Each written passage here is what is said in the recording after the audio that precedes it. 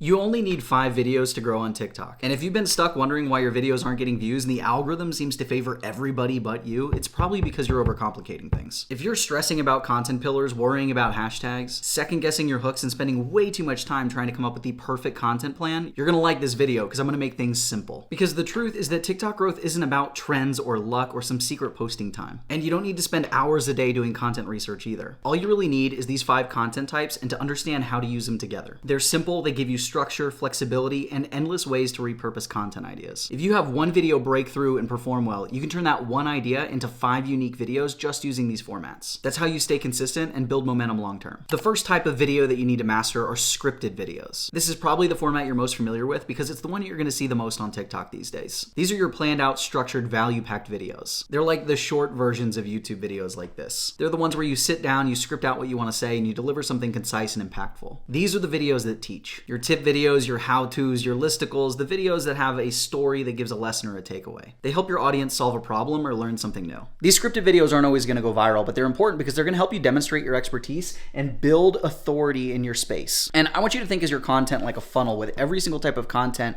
having a different purpose. And so your top of funnel content, this is the stuff that goes viral and it gets you discovered. But after they discover you and they go to your profile, they're going to start binging your content. And that's where they're going to go, hey, this person's for real, and it's going to build a lot of trust and connection because they're going to like your personality and they're going to see that you can actually help them get the result that they're looking for. And the content at this stage is really going to go a long way to getting people to convert into followers and then eventually buyers. Now, there are 3 main ways to create these scripted videos, and there's no right or wrong way here, it's just preference, but I want you to know all 3 of them. That way you can figure out what works best for you. The first way is fully scripted with a teleprompter app. You're actually going to go and you're going to write out every single word of your video script. Then the teleprompter app is going to put the words on the screen so you can read them while you're recording your video. It feels really polished and professional, and a lot of creators swear by this method, and I can tell you what, I am not one of them. But that doesn't mean it's not right for you. The second way is fully scripted, one line at a time, jump cut style, and that's what I'm doing today. With this style, you're still scripting everything word for word, but you're only going to read one line at a time. And so what I'll do is I'll actually turn over here and I'll read one line and then I'll say it to the camera,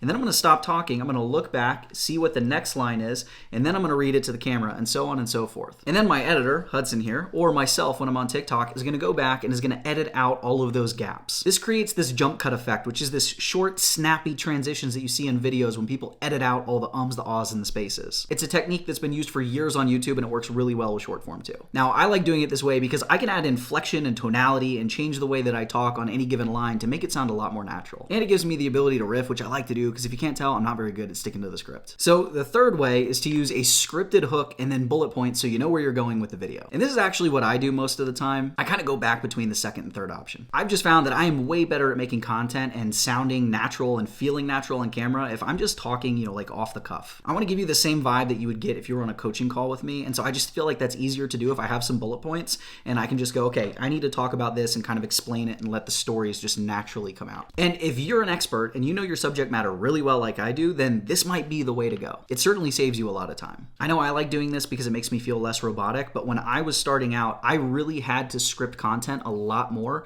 because I wasn't comfortable on camera yet. So you might want to look at one of those first 2 options until you feel comfortable creating content and just showing up as yourself on camera. My advice is to test all 3 ways. Some people thrive with the teleprompter, some people just need some bullets and to go like I do. So try each method, figure out which one you're most comfortable with. The second format are the 7-second text-based videos, and these were all the rage. This is what made TikTok big and how we used to blow up back in the day. This format is one of the easiest ways to create content, and even though it's not used as much anymore, it is still one of the most effective ways to grow your account. Here's how it works. You're going to take a random video clip from your camera roll and you are going to use that as your video. Then you're going to add some valuable text on the screen right over the video. Don't worry if it obscures your face or whatever's going on. That's okay. The purpose of these videos is to get people to read your message. And while they're reading that message, that video keeps playing. And since it's only 7 seconds and people read slow, the video is going to play multiple times and get you lots of views. You're going to pair that with the trending sound and you are done. Ship it. And don't overthink this. It's not like trending sounds are going to give you this massive boost in views like they used to. Just use whatever sound the video you're modeling is using. And when I talk about video modeling, the number one way to grow on TikTok is to take proven videos in your niche and then go make your version of those videos, because the way the algorithm works is it's constantly trying to find content to show people when they get on the app, like the content they want to see that's going to keep them on the app watching forever. And so when a video goes mega viral, the algorithm, since those videos have such a short lifespan, is immediately immediately looking for more content just like that. And so if you can take one of those videos that performed really well for somebody else, take that idea, that format, that hook, that structure, and you can apply it and add your personality and your expertise and your stories and your knowledge and those things to it, you have a much higher chance of going viral. And that's what we want to do. And 7-second videos are the easiest ones to model because you can take the video somebody has and you're just changing some of the wording and putting your own video on it. Now, these videos are your top of funnel content. They are all about going viral and getting discovered. Now, they're called 7-second videos, but they can be anywhere from 6 seconds to 9 seconds. 7 seconds is just the sweet spot. And watch out, because if you make the video 5 seconds, you're probably not going to get any views, so I wouldn't do that. And the reason these videos work so well is because they get really high watch time and watch rate. And part of the reason, that I already mentioned, is that the video's looping while they're reading, especially if they're going into your description, you have more value to give there, or they're checking out the comments and reading and responding. But the best part is they are stupid easy to make. I love using these videos on days when I'm tired or I just don't feel like creating. They just help you stay consistent without burning out. Now, when you're modeling videos, pay close attention to the details. Match the font, match the style of the text, match the number of words on the video. And I don't mean exactly, I'm talking ballpark here. If it's taking up a certain amount of screen or it's a certain length, try to match that. Keep it as close to the original as possible. Once you start paying attention, you're going to notice that most of these 7-second videos are actually following a few repeatable patterns. For example, you might write the exact same thing in the first line and the last line, but you're changing what you're saying in the middle. So line 1 might be the hook or the problem. Line 2, 3, maybe 4 are going to be the pain points, the symptoms, or maybe the quick fix. And then that last line is the punchline or the takeaway. You can use that same format over and over again with different topics, just changing out the middle. The first is full text on screen. That's where you see that big block of text with the entire message written out. The second type is going to be short text, but with more value in the description. So really it's just the hook on the screen, and then they go down to the description to read, and that's usually going to be in some sort of listicle format, like taking people through some steps. So both work, and here's a simple hack. You can take one idea and make both versions of that. Now you have 2 videos. You don't have to post them at the same time, even the same week. You can spread them out, but it makes it easier for you to come up with content and not have to reinvent the wheel all the time. Our third type of content are FaceTime videos. This is another style of middle of funnel content, but it puts a lot more emphasis on the trust and connection building with your audience. FaceTime videos are like hopping on a video chat with your friend. It's raw, it's unfiltered, it's emotional. And you're not always teaching. Sometimes you're just ranting. That's why I love these videos. These are the ones when you're just fired up about something, maybe something that you saw on your feed, or you're just speaking from your heart. These are great for storytelling and delivering a lesson in that way. This kind of content builds connection fast because it's so genuine. It gives people a glimpse into who you really are and what you believe in. And that's important because people buy from people. Your audience has a ton of options to choose from when it comes to solving their problems, and they don't always buy the best product or service. They go with the person that they like and they trust the most. Now, this content helps people like you, but your goal is not to make everybody like you. It's to attract the people that are similar to you, that you can vibe with, that you actually want to work with, and repel everybody else. Chasing people off is not a bad thing. In fact, it is one of the best things you can do for your business. Not everyone's going to agree with you, and if you want to stand out on TikTok, you have to have opinions. You have to draw a line in the sand and let people know what you're for and what you're against. And when you do that and you layer it with your unique personality and your experiences and your perspective, you become a niche of one. And even though there's a lot of options and you have a lot of competitors, there's only one you. And this FaceTime content is what shows people how you're different and attracts your people to you. Now, there are 2 ways that I like to use FaceTime videos. The first one is when you are fired up and you have a hot take in your niche and you want to let everyone know where you stand and what you believe in. This is me hopping on video and calling out all the gurus who are spreading that nonsense about engaging from the bottom up. I know that doesn't help people grow, and it ticks me off because it's just the gurus being selfish and using their viewers in order to get views and grow their own account. They know it doesn't work, and that's why I talk about the gurus the way I do. It's because I know there are people like you and like me who are sick and tired of the coaches that are out there hiding the ball and spreading nonsense, giving crappy advice. Most people just want real, simple, actionable ways to get results. Those are my people. So think about, what are those things for you? What do you believe in that sets you apart? What frustrates you about your industry? What truth do your viewers need to hear that only you can deliver? Now see, it was really easy for me to bring that rant energy to that style of video, but not every single FaceTime video has to be a rant. Sometimes it's just an unfiltered value bomb that's gonna be a little bit more messy and real. I call this the bar top strategy. Picture this, you're at a conference, you're sitting at the bar, You meet a new friend and they find out what you do. And as soon as they do, they start telling you about the problem they're dealing with that's related to your topic. In that moment, you are going to share everything. The real stuff, the hard truths, the things that actually matter instead of just the normal fluff nonsense. You're not holding back because you want to help your new friend out over a beer. And that energy is going to build trust and connection faster than any scripted video ever will. So those scripted videos, they're demonstrating your expertise, your knowledge, how you can help people. And these FaceTime videos, it's just making people like you and showing them that you're like a real human. A couple other really common ways to do this type of content is to prop your phone up inside of your car or to go on a walk. When you do these things, it's just way more casual. It becomes a lot easier to just speak from the heart and keep it natural. Now, our fourth content type is not only one of my favorite styles of content, it is my favorite feature that TikTok has. And that's the ability to reply to comments with videos. Reply videos are insanely powerful. They let you connect with somebody at a deeper level because you're personally responding to an individual,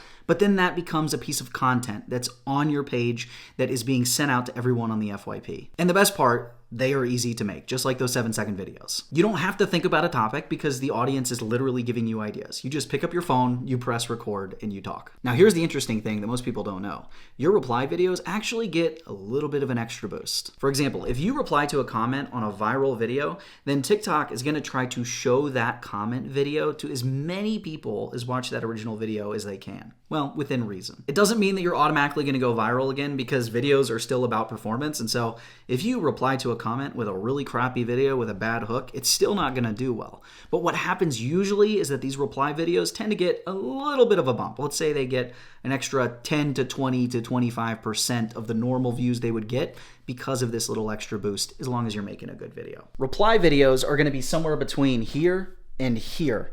They're still building trust and connection, but they're building the diehards. They're building the people that are going to become your followers that watch every single video you put out and that end up buying from you. And I cannot tell you how many times somebody joined one of my coaching programs because they're like, hey, you responded to one of my comments and it was super helpful and it helped me get XY result.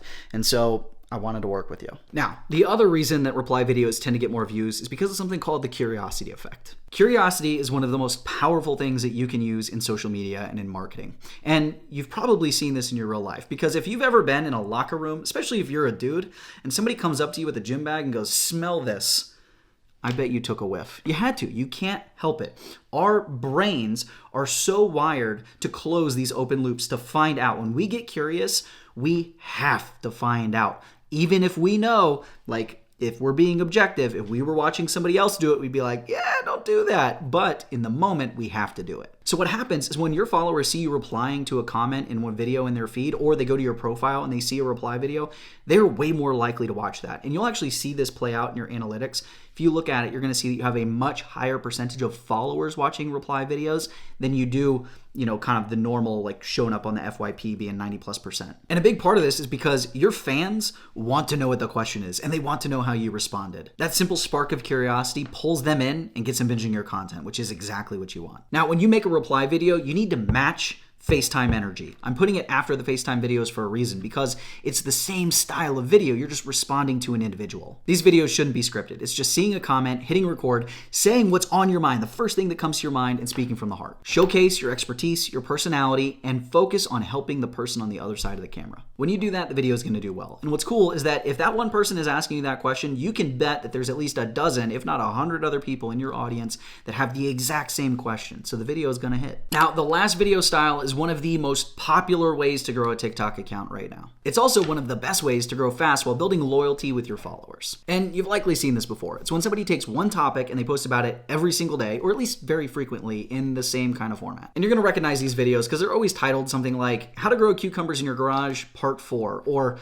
Day 39 of Telling My Wife a Dad Joke Every Day. She doesn't think they're as funny as my kids do. The reason these videos are so powerful is because once somebody gets hooked on your series, you become a creator that person has to keep tabs on. Every day, they're going to hop on TikTok and they're literally going to search your name or click on your profile to see if there's a new video in the series. This helps you become a creator that people don't scroll past. Your viewers start to recognize your face and stop when they see you in their feed, and this boosts your metrics, and it gets your videos pushed to a lot more people. Let's talk about how to start your series. There's two main types of series that I've seen work really well on TikTok, and I want to make sure that you understand how to use both of them. The first one is your topic-based series. Now, normally, I'm not going to recommend that you create a video series until you have a video blow up. But the minute you have a viral video, especially if it's covering like a topic, like a pain point or a problem that your audience has, then that's usually a good sign that you should turn it into a regular series. And the way you do that is simple. You just start creating videos on the topic over and over with a consistent label or headline on the videos. Something like collecting navel lint part 1, part 2, part 3, part 4, that kind of thing. Each video should explore the exact same topic, but just from a bunch of different angles. You can share new tips, mindset shifts, or lessons learned, and you can also mix in rants or behind the scenes or client stories. The goal is to keep delivering on what you already know your audience wants, but to deliver it in new and fresh ways while creating that bingeable behavior we've been discussing. Now, there's another way to do a topic-based series, which is using it to kind of tell a story. And this version isn't usually infinitely ongoing like the other one. It's going to be a more limited series. For example, I could do a multi-part series called How I Got to 30,000 Subscribers my first year on YouTube. Anybody that wants to learn how to grow on YouTube is probably going to be interested in that, but I'm only going to share like the few things that I focused on. So I don't see that series being more than like 10 videos.